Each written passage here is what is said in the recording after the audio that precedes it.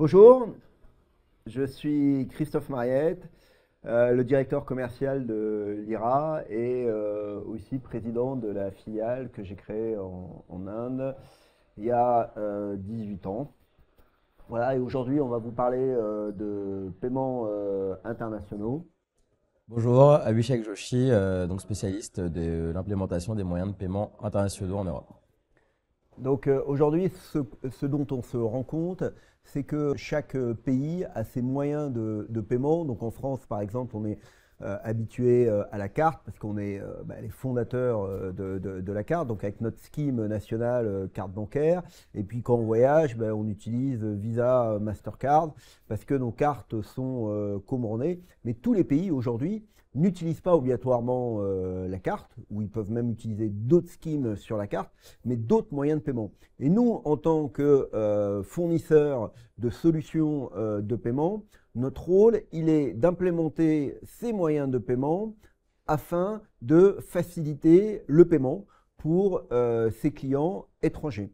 Donc aujourd'hui, on est venu vous parler d'un retour d'expérience, d'un moyen de paiement, notamment, qui s'appelle UPI, mais après on parlera d'autres moyens de paiement, qui est le paiement indien, qui est aujourd'hui le scheme qui est le plus utilisé dans le monde en termes de paiement temps réel, puisqu'il fait 49% des paiements temps réel. Et ce moyen de paiement, qui est basé sur un QR code, on l'a implémenté aux Galeries Lafayette et avant à la Tour Eiffel. Mais tout d'abord, Abhishek, est-ce que tu peux nous en dire un peu plus sur ce moyen de paiement, comment il fonctionne et pourquoi c'est important de l'implémenter pour les Indiens?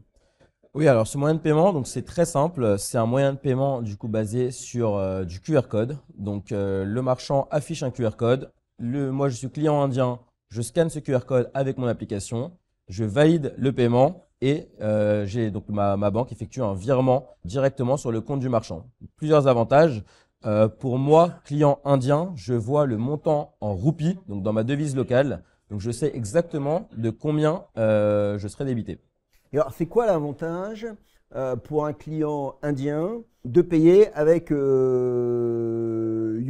en termes de coût, en termes de facilité Alors, déjà, en termes d'usage, tout simplement, c'est le moyen de paiement qui est le plus répandu en Inde. Aujourd'hui, il faut savoir que les Indiens, quand ils vont faire leurs courses, quand ils prennent un taxi, même quand ils vont au marché, ils payent avec UPI. Donc, j'utilise le moyen de paiement que je connais et dont j'ai l'habitude de payer avec. En termes de coût, c'est moins cher, effectivement, parce que du coup, je vois exactement le prix en roupies auquel je serai débité. J'ai pas la surprise à la fin du mois sur mon relevé avec les taux de change, etc. Alors, chez l'IRA, on implémente voilà, beaucoup de moyens de paiement dans nos 65 000 sites e-commerce et près d'un million de marchands. Mais est-ce que tu peux revenir, par exemple, sur comment s'est passée l'implémentation avec l'IRA aux Galeries Lafayette du moyen de paiement UPI?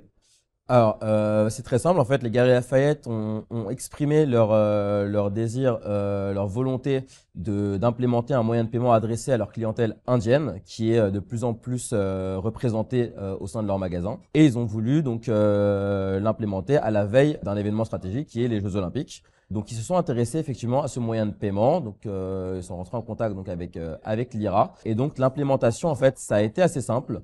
Tout simplement, en fait, le moyen de paiement donc qui est basé par QR code. Donc c'est en fait une intégration API qui doit être effectuée par l'éditeur de caisse. Dans le cas des Galeries Lafayette, c'est l'éditeur Lundi Matin. Et donc en fait, une fois que l'éditeur de caisse a intégré cette API, donc qui permet de générer et d'afficher le QR code UPI de l'IRA, les Galeries Lafayette ont juste eu entre guillemets à appuyer sur un bouton pour le déployer dans toutes les caisses du magasin Haussmann.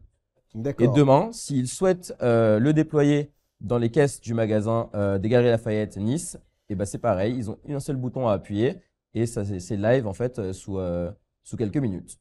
Alors, je crois que l'implémentation des moyens de paiement, voilà, c'est quelque chose qui est assez important, ça touche à la souveraineté. Il me semble que justement, lorsque le moyen de paiement a été implémenté à la Tour Eiffel.